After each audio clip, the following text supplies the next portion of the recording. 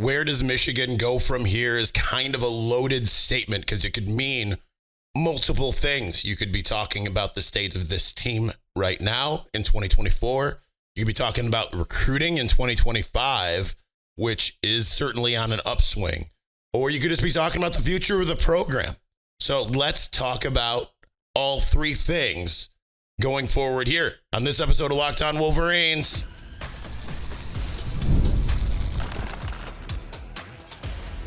You are Locked On Wolverines, your daily podcast on the Michigan Wolverines, part of the Locked On Podcast Network, your team every day.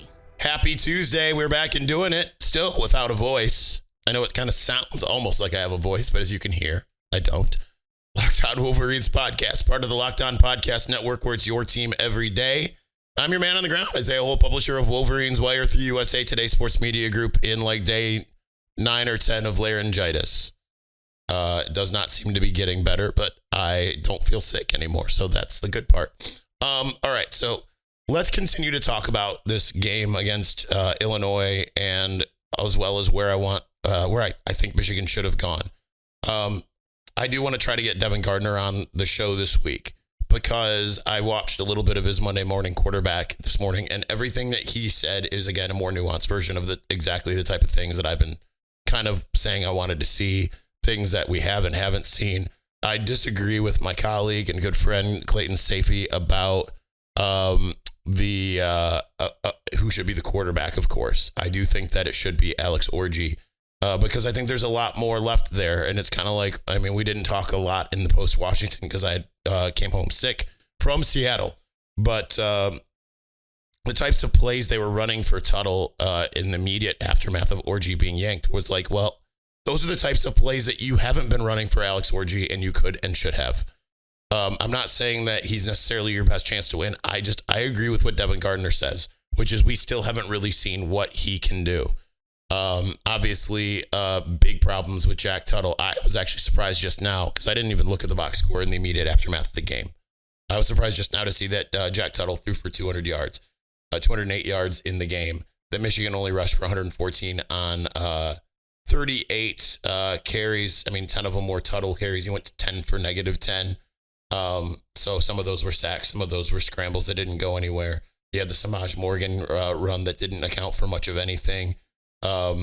So there's a lot to look at there as far as the offense. But Colston Loveland, 7 catches for 83 yards. They at least did the one thing that I wanted to see, which was, hey, go to the well as much as you possibly can.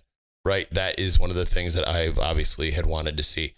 Now, I think one of the interesting things is, and we talked about this yesterday, I'm going to give a shout out to my brother in metal, Michael Wolf, at MWolf21. Did I have that remembered right? Yes, MWolf21. You would think I would remember that off the top of my head.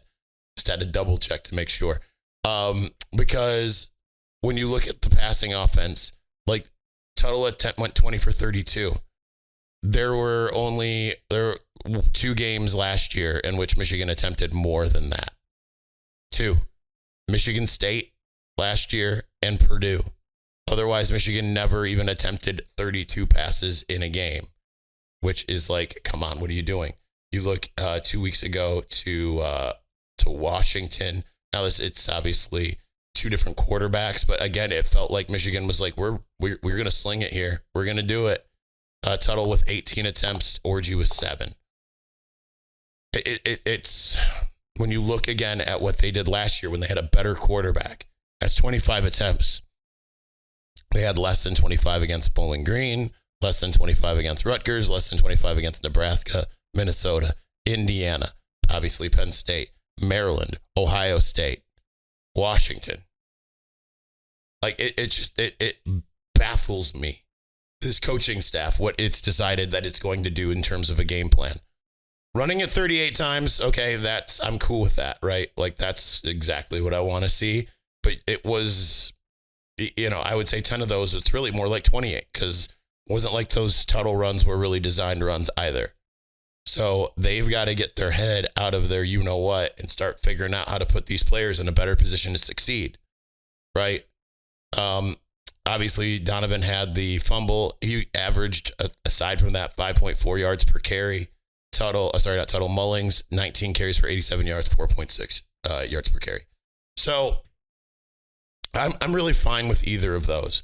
But one of the things that Devin said on Monday Morning Quarterback that I had noticed in the game, and I said to whichever person was around me on the field, it seemed like the receivers were running wild in this game. It felt like against Illinois, it was the first time we saw them getting open and Tuttle couldn't come anywhere close to hitting him.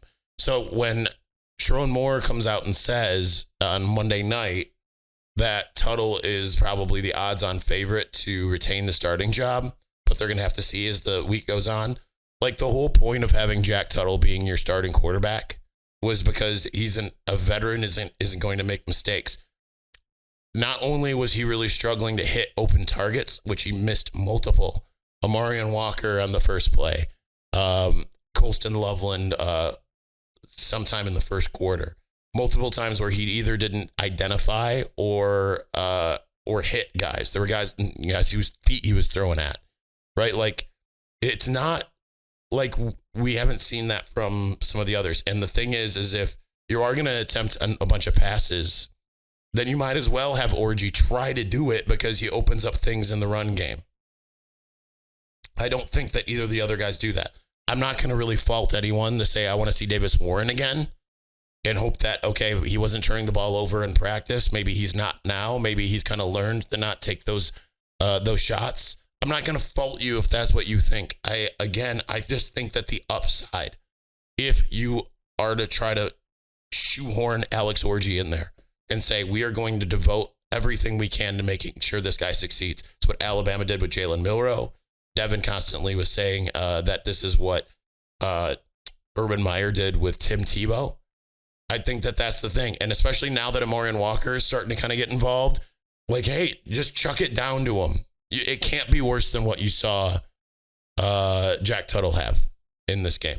But yet again, we're another week without an identity, another week without the coaching staff putting players in a position to succeed in a lot of ways. And it's what's crazy to me is it's not that this offense isn't without creativity. It just feels like it takes everything that the offense has in order to come up with a basic 5-yard play. And it should not be this hard. Like, it feels like it takes all the trickeration, all of the, we've got to play super smart and outsmart the other team, all this misdirection, all that kind of stuff. In order to just have a basic, simple play that works. I do like that they recognize, okay, Colston Loveland, we need to go to the well as much as we possibly can. Between, Hogan Hansen had 4 catches for 50 yards, kind of quietly. So I think that's a good sign. But, I mean, Tyler Morris was open a bunch. Marion Walker was open a bunch.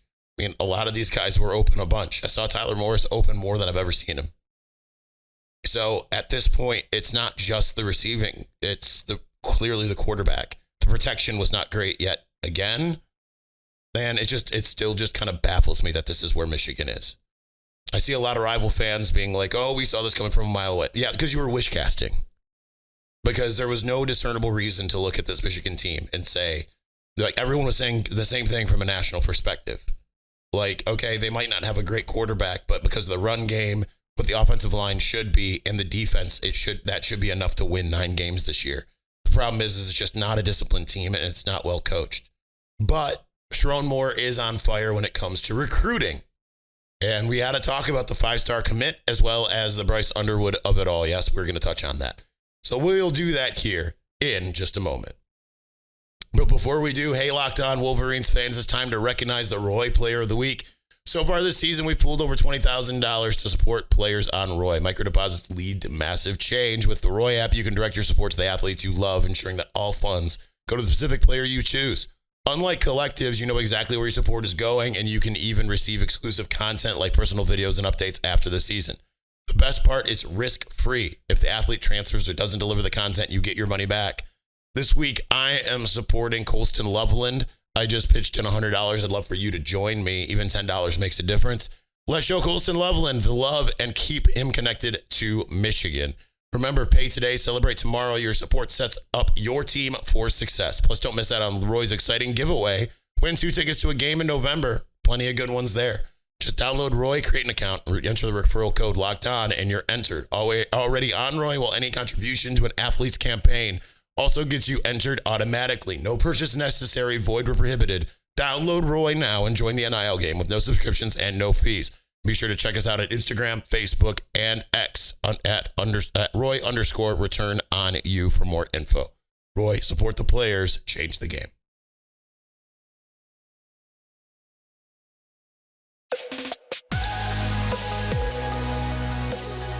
All right, doing our best to talk our way through it. Obviously struggling to talk. It's been far too long since I've had a full voice. Funny thing is I had pretty close to a full voice on Sunday, and I decided not to talk, not to come and do a podcast, because I was like, you know what, I better just give it a day instead of talking for 30 minutes straight, because then I'll return on Monday and should be good to go. And then it regressed. So it's fun times over here. Anyhow, okay, Michigan got a giant commitment on Monday night. Long time coming. I hope fans are excited because this is the future, right? You can't really deny what Sharon's put together in 2025. They did lose one player, and certainly they're trying to retain the guys that are committed, and it's not 100% obvious that they will with every single guy. We'll talk about that momentarily. But Andrew Babalola, fellow Kansas native, along with Sharon Moore, fellow offensive lineman, along with Sharon Moore, number 11 prospect in the country, according to 24/7 Sports and On3. Not their composite, though. He's a 5-star according to the Big Two, and he's a 4-star according to ESPN and Rivals. So, boo on ESPN and Rivals. But the number 11 prospect in the country, an offensive tackle. Michigan absolutely needed to get a guy like this. You pair him with last year's offensive line commits. I want to refresh your memory. I'm not going to do it offhand here. But Andrew Sprague was the top guy last year, number 68 in the country as an offensive tackle. Blake Frazier, number 209. And then you've got Luke Hamilton, who's a 4-star, not listed on 24/7 with a ranking. Jake Cornera, the center. And then you've got Ben Roebuck, the also giant tackle. I mean, I feel like that's a really solid line. And then you go to this year, and you've got Babalola. You've got Avery Gash, the local 4-star. And then you've got Caden Strayhorn, the 3-star MSU legacy from IMG Academy. I mean, that's a solid haul so far. And that really pairs well with what you have. The future up front is certainly good, you can say. And if some of these other guys develop, like, I don't think Evan Link is going to be terrible forever, right? I think, like, he's got the size. You put him inside at guard, he's probably a bit better. That's kind of what you generally see. Guys who can't play tackle tend to be better at guard, right? And that's kind of where he projected in my eyes anyway before. So you hope that you kind of get some solid play from some of the guys you have, and then you add on. But, I mean, having Andrew Babalola in this class, now you look at what this class is. You got number 11 in Babalola. You're trying to hold on to number 41 and 47. That's Ivan Taylor, the defensive back from Winter Garden, California, suburbs of Orlando. He's torn right now between Michigan and Alabama. Andrew Olesh is being courted by Alabama and Oregon, tight end. I feel like they'll hang on to one, if not both of those. They just got to make a solid impression when they take their final visits here. You got Andrew Marsh, wide receiver of the future. You need more than that, right? Like, they got him, they got Jacob Washington, but they need more than what they've got at wide receiver still, right? They need a lot of guys at wide receiver, a lot. They need a lot of help at wide receiver. So those are your 4 in the top 100 according to 24/7 Sports. Switching to the composite, which is, I mean, it's still pretty good. Still those top guys. Babalola, Taylor, Marsh, Olesh, and then just outside, Kanewau Winston, Carter Smith, quarterback, is actually at number 155 in the composite.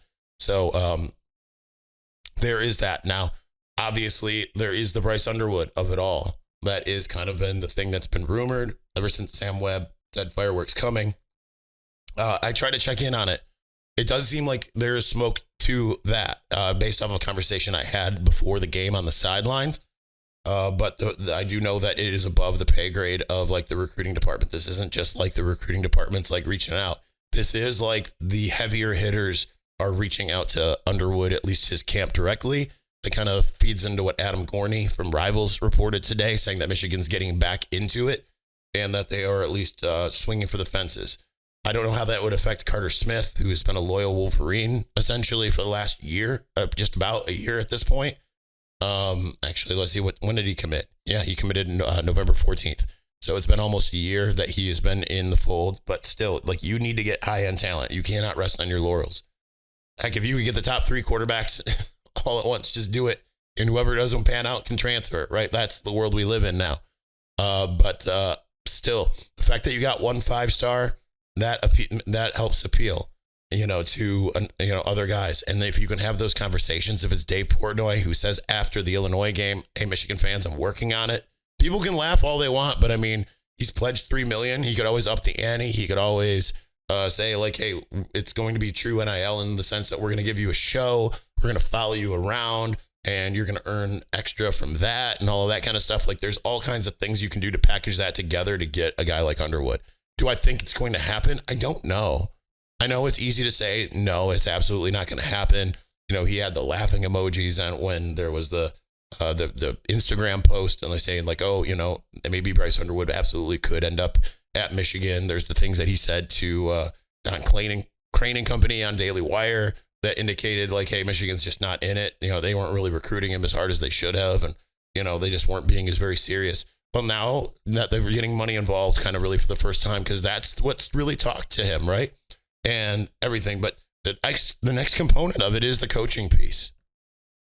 Because Kirk Campbell did coach a quarterback that went number 10 overall. You can, no matter what you can say about the offense right now, you can point to that and say, look, that guy just went that high. LSU can say the same thing if Joe Sloan ends up staying, right? But Joe Sloan right now is in the mix for a bunch of different jobs as the head coach. So there's you have an opportunity there and you have a window, and you just need to find a way to make that happen. Like, he is 10 miles away from you. I know he's 10 miles away, and they can sit there and say, oh, it's like 25 or whatever. It doesn't really matter. It's 10 miles away because I lived in Belleville when I returned to school in 2004. It's not far. I commuted there. But again, the number 1 player in the country, ranked number 1 overall, a 99. And he's right from your backyard at a position of need. You have to find a way to make that happen. You cannot let him go somewhere else. So credit to those who are trying to find a way to make that happen. Other than that, you look at what's out there. Now there's some other players that they're trying to get. They put out an offer. I love his name. Bradley Gompers, the linebacker who's currently committed to Duke out of Pittsburgh. Same school as Cole Sullivan. So that can bode really well. I feel like they can push on him. He's 104 in the country. They're looking at Donovan Starr, who also went to the same school as Junior Colson and Miles Pollard. He's committed to Auburn. Obviously, they're still in it for Nathaniel Owusu-Boateng. Alex Graham is still out there. And then there's, let's see if I can't remember his name offhand. I mean, Jordan Young is visiting soon. I believe this upcoming weekend, and he decides on November 2nd. He's the safety that is looking more to stay kind of in like the North Carolina area. But Michigan, still pushing for him. And I can't remember his name. I'm trying to remember his name. I'm looking at my list, and he's not listed here where I'm trying to look here. He committed to Oregon. the quarterback. Come on. I guess I got to pull it up this way. It's just not going to be easy for me here, apparently. With the one that is still committed to Oregon, just got a prediction to go to Penn State. They're still in it with him. That kid's name, I just can't remember it, and it's not listed on what I'm looking at here on 24/7, which is kind of frustrating. Nonetheless, they're still in a good spot. You just have to be able to convince these kids, like, hey, things can be better with you. Understand, and like Babalola said, I like the vision that Michigan has, and that's what counts. So we've seen it. Bad years can still lead to good years if you get the right recruiting class and have the right veterans as well. All right, we're going to continue on. Battery's dying on the camera because it lied to me and said that I had a half full battery when I started.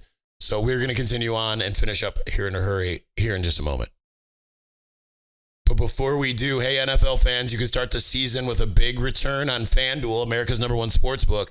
So when you get a hunch in the middle of a game, you can check out the latest stats, view live play-by-play, and so much more on the same exact page where you place your bets.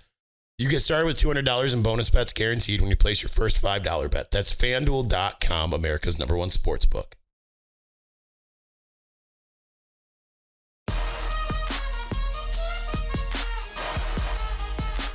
All right, we're almost assuredly, I want to see if I can try something here. Something that I've never done before. I don't really know how to do it, but if I can figure it out while we're talking, get a second camera going on the computer. Not sure that I know how to do it, but we're going to try it. Anyhow, I think that when it comes to Michigan's future, where does Michigan go from here? Not just this year. This year, yeah, it needs to figure out the quarterback situation. If it stays with Tuttle, you just got to cut down on mistakes. Cut down on the offensive mistakes. Cut down on the turnovers, because like last year they had 4 turnovers like all year. 4 interceptions, I think 8 turnovers all year. This year they're at 15. Like, you just got to stop it. Really, that's it. You just got to stop it. You figure out how to stop it, then suddenly you're at least in a good position to be able to just play better, just to do better. Because right now, I mean, this is just absurd. I mean, they gave up 10 points off of turnovers. And if they do that differently, right? Like if they don't have the 10 points off of turnovers, then you're at least looking at an 11-7 game, right? That's like the difference in some of these games. So you just have to figure out how to really just stop having these types of issues in game. You look at Michigan State. Michigan State's also got 15 turnovers, but the offense has been more functional than what Michigan's shown. But Michigan needs to, at least for the rest of the year, sit back and say, here's what we can do. Here's what we do. We run the football and we pass to supplement it. What they're trying to do identity-wise, we've been harping on it for the last 3 weeks. It's not smart and it's not working. It makes no sense to me that they keep on trying to do what they're trying to do from an offensive standpoint. Trying to become this passing team. It makes zero sense to me. I want to harken back. This year so far. Well, like last year, the most they threw in a game was against Purdue 37 times, 35 times, and a 49-0 win against Michigan State. Okay. So that's what that is, okay? But generally, they averaged more in the like 25 passes per. You look at this year, 27 attempts against Fresno State, 33 against Texas, 18 against Arkansas State, that's fine. 12 against Southern Cal, totally with that. 18 against Minnesota, also totally with that. 25 against Washington, 32 against Illinois. And they came out against both Washington and Illinois just slinging it. Like, hey, this is what we do. They got to get away from that, number one, for the rest of this season. I would set your max at 20 passes in a game, unless you were just down and you absolutely cannot run the ball, which means you got to be down 3 scores or more or have time running out. But for the future, you just got to keep recruiting as hard as you can and understand that you're going to have to go to the transfer portal and get some top guys. And that's going to be maybe on the offensive line.